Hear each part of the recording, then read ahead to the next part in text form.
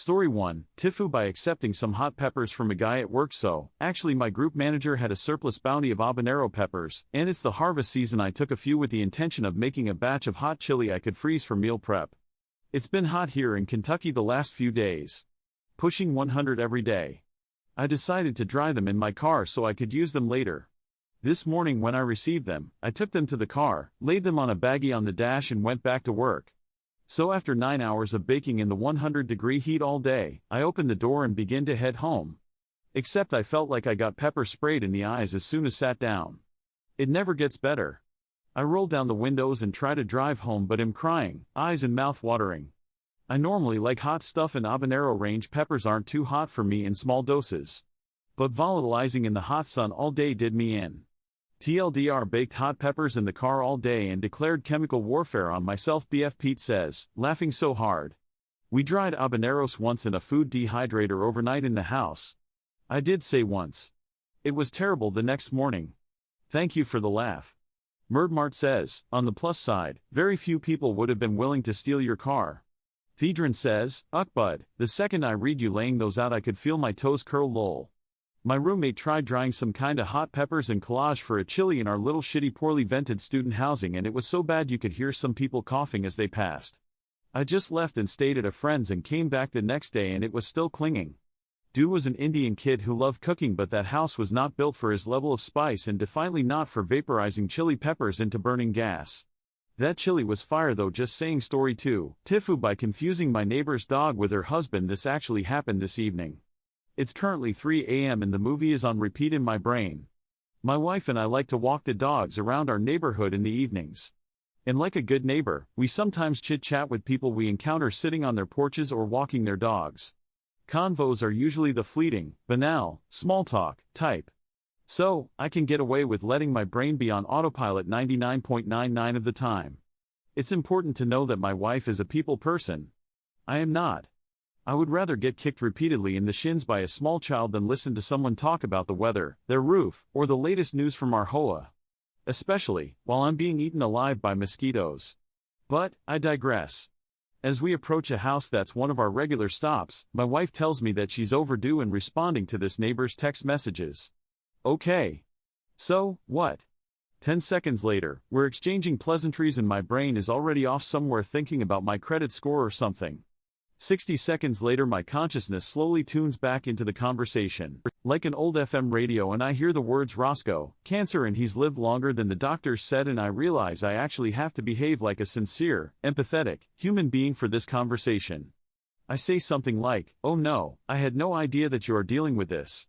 My wife and the neighbor continue talking about cancer drugs and some supplies she received for a protocol they didn't need. I guess she was hoping my wife knew someone who might have use for it? She didn't sound inconvenienced because she kept saying that she didn't want them to go to waste. At this point, I thought they were talking about her dog Roscoe. So, I chimed in. Did they charge you for these extra supplies? To which she replied, well, Medicaid. I know a circuit fizzled in my brain because I remember being confused that her dog had Medicaid. Anyway.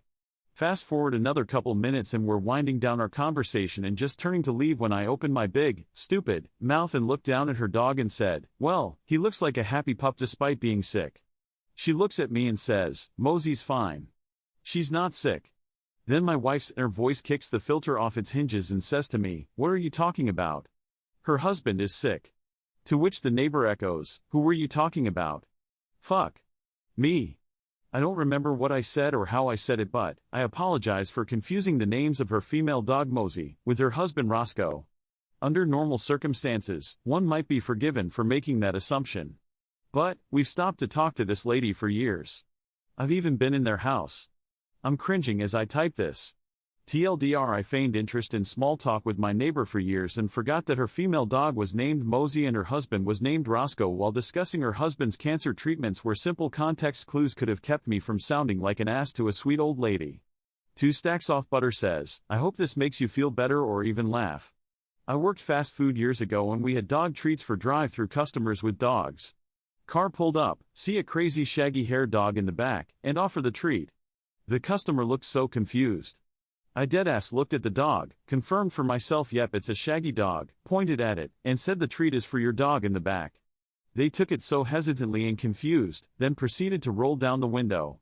When I tell you that dog looked up at me and it was actually a crazy-haired young child that had been looking down at an iPad, I lost all words, turned around, and walked away.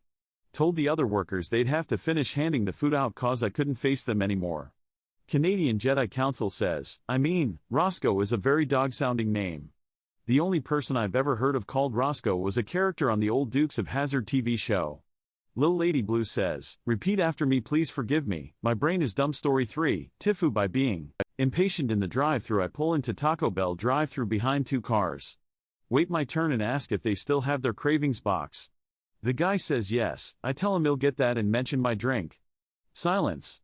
I wait patiently for 35 minutes before he comes back on, verifies my order and then tells me to pull around. 2 cars in front of me drive off. I get to the window, pay her and she hands me my drink. I wait about 5 minutes before she asks me to pull forward. No problem. 3 cars proceed to pull up behind me and drive off with their food fairly quickly. The 4th car behind me waits a moderately long time, but as I see the cashier handing them 2 full bags of food, I've had enough. The receipt says it's been a little over 20 minutes since the cashier rung me up. I'm done. I turn off my car and head towards the door, frustrated and planning on just asking for a refund and leaving. I pull open the door and come face to face with a man in a uniform holding a Taco Bell bag of food. He says sorry about I frustratingly cut him off with a geez man. Grab the food, turn around, get in my car and drive off. I get down the road and realize this is not my food. This is enough food for a family of 4. Now it occurs to me that I just snagged the food of a car 3 places ahead of me. Someone who was parked in a parking spot and sitting there long before I pulled around. This makes me feel miserable. An even more horrifying thought occurs to me: maybe that food belonged to the guy at the door. Thinking back, I cannot guarantee he was even wearing a Taco Bell uniform. Maybe it was another fast food chain. Or maybe he was getting off work and heading home to feed his family. There is a good chance this man was heading home with his food, almost gets run down by someone storming into Taco Bell, is nice enough to say sorry about that, and then gets cut off and robbed of his food right out of his hands. I am a monster. TLDR, tired of waiting for my food, I accidentally steal someone else's order right out of their hands. The Bloodshed says, you can never go back. 9 Flames 12 says, geez man. His children waiting in the car. Faster in Hell says, give thanks for watching, I love you. Follow Reddit Echoes for more.